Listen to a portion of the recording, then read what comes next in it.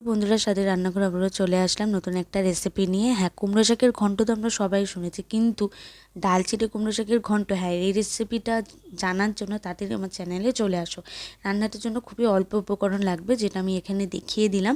এরপরে রান্নাটা আমরা শুরু করবো। হ্যাঁ, তার আগে আমরা কি করব, কড়াইতে তেল দিয়ে দেবো। তেলটা আমি সর্ষে তেল এখানে ব্যবহার করেছি। তেলটা খুব ভালো মতো গরম হয়ে আসলে আমি এখানে দুটো মতো শুকনো লঙ্কা ফাটিয়ে দিয়েছি, তারপরে একটু তেজপাতা দিয়েছি একটা মতো, আর একটু জিরে দিয়েছে, গোটা জিরে। এরপরে আমি এখানে কাঁচা লঙ্কা দিয়েছি। তারপরে আমি সেই কুমড়ো শাকটা ভালো করে ধুয়ে কেটে নিয়েছি এবং এখানে দিয়ে দিয়েছি শাকটা, এবং সিমে আঁচা করে নিতে হবে। তারপরে ভালো করে নাড়াচাড়া করে নিতে হবে। হ্যাঁ, এখানে শাকের কোয়ান্টিটি অনুযায়ী তোমরা নুনটা দেবে, আমি সেরকমই দিয়েছি। নুনটা দেওয়ার পরে হ্যাঁ, সিমে আঁচে করে নিতে হবে, কারণ শাকটা থেকে কিন্তু নুনটা দেওয়ার পরে জল বেরোবে, সেই জন্য লো ফ্লেমে করে নিলে আস্তে আস্তে রান্নাটা হবে এবং খেতেও ভালো হবে। তারপরে একটু হলুদ গুঁড়ো আমরা দিয়ে দিলাম। হলুদ গুঁড়ো দেওয়ার পরে ভালো করে নাড়াচাড়া করে নিয়েছি। এরপর আমি ঢাকাটা দিয়ে দেবো। হ্যাঁ, রান্নাটা কিন্তু ঢাকনা দিয়ে দিয়েই করতে হবে, এবং ঢাকাটা খুলে নেওয়ার পরে আমি আবারও একটু নাড়াচাড়া করে নেব। পুরো প্রসেসটাই কিন্তু আমাদের হবে লো ফ্লেমে। একটু আদা বাটা দিয়েছি এবং জিরের গুঁড়ো দিয়েছি। যেহেতু আমি এখানে জিরের গুঁড়োটা দিয়েছি যাতে পুড়ে না যায়, সেই জন্য একটু সামান্য মতো আমি জল দিয়েছি।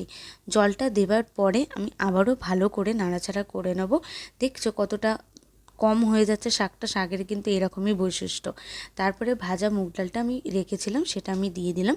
তোমরাও মুগ ডালটা আগে থেকে ভেজে রেখে দেবে, সেটা আমি এখানে দিয়ে দিলাম। দেওয়ার পরে আমি আবারও ঢাকা দিয়ে দিয়েছি। দেখবে আস্তে আস্তে কিন্তু শাকের পরিমাণটা কমতে থাকবে। এরপরে আবারও ভালো করে নাড়াচাড়া করে নিয়েছি। হ্যাঁ, কন্টিনিউয়াসলি কিন্তু তোমাদের ঢাকা খুলে নাড়তে হবে। এরপরে আমি এখানে চিনি দিয়েছি। আমি আমার প্রায় সব রান্নাতেই চিনিটা ইউজ করি, যেহেতু নুনের ব্যালেন্সটা বজায় রাখার জন্য। আর চিনিটা দিলে ভালোও লাগে রান্নাগুলো খেতে, তো এই জন্য আমি চিনিটা দিই এখানে। তারপর আবারও ঢাকা দিয়ে আমি রেখে দিয়েছি। এরপরে আবারও ঢাকনাটা খুললাম। ঢাকনাটা খোলার পরে আমি একটু হাফ চামচের মতো গরম মশলা এখানে দিয়েছি, যাতে গন্ধটা খুব ভালো বেরোয়। গরম মশলাটা দেওয়ার পরে ভালো করে নাড়াচাড়া করে নিতে হবে, এবং আমি এখানে ঘি দিয়েছি। হ্যাঁ, এই রান্নার কিন্তু এই ঘিটা অবশ্যই লাগবে।